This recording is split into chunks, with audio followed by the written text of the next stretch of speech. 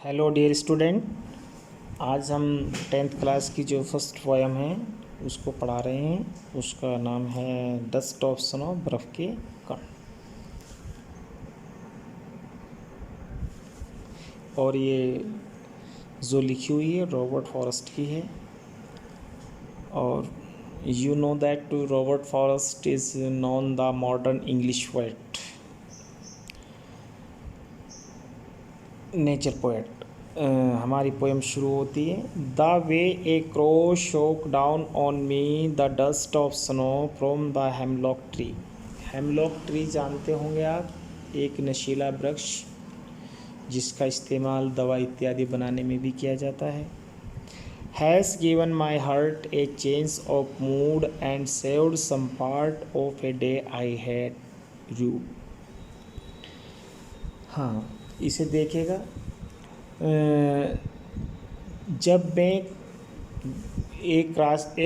मैं गुज़र रहा था तो एक कौवे ने हेमलॉक के वृक्ष से एक टहनी को हिलाकर मेरे ऊपर बर्फ़ के कणों को छिटका दिया।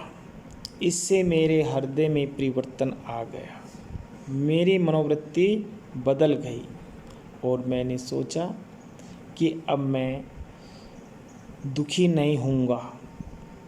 और उन्होंने मुझे एक काल चक्र से, घटना चक्र से मुझको बचा दिया। तो ये पोएम है, इसको आप लर्न करेंगे। इसी के साथ हमारी दूसरी पोएम स्टार्ट होती है। Fire and icy. फायर सब जानते होंगे, आग, और आइस बर्फ़ को कहते हैं। Some say the world will end in fire, some say in ice.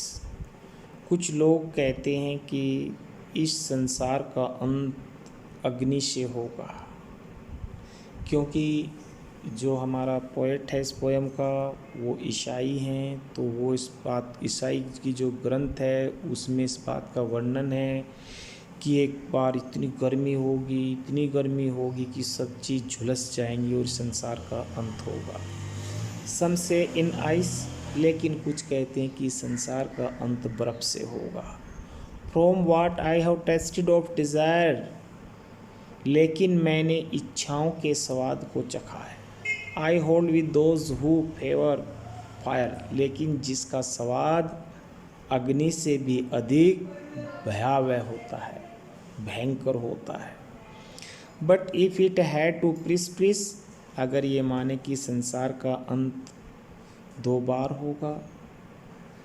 I think I know enough of hate to say that for destruction ice is also great. तो मेरा मानना होगा कि मैं जानता हूँ घृणा बर्फ़ की तरह ही अधिक प्रलयकारी होगी, क्योंकि बर्फ़ की प्रलय कैसे आती है? जब बहुत ज़्यादा बर्फ़ होती है तो पिघलती है, बहुत ज़्यादा पानी आता है तो उससे प्रलय आती है। तो मेरा मानना है कि बर्फ़ से भी संसार का अंत होगा, एंड वुड सफाइस, और ये पर्याप्त होगा। ये भी रॉबर्ट फॉरेस्ट की है। ये दोनों पोएम्स हैं, आप इनको पढ़ सकते हैं और बाकी इनके सेंट्रल आइडिया वगैरह बाद में होंगे। थैंक्स।